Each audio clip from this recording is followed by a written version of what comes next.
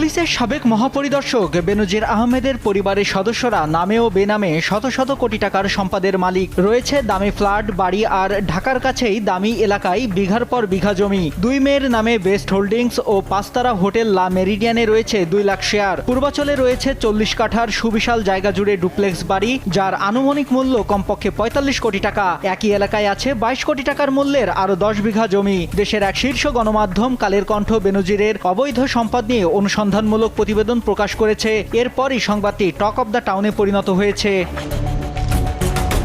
প্রতিবেদনে বলা হয়েছে, পুলিশের সাবেক আইজি ও র্যাবের সাবেক ডিজি বেনজির আহমেদ 34 বছর 7 মাসের দীর্ঘ চাকরি জীবনে সরকারি বেতন ভাতা বাবদ মোট আয় করেছেন 1,84,89,200 টাকা। এর বাইরে পদবি অনুযায়ী পেয়েছেন আনুষঙ্গিক সুযোগ সুবিধা। 2011, 12, 14 ও 2016 সালে পেয়েছেন বাংলাদেশ পুলিশ মেডেল। অবসরে যাওয়ার আগে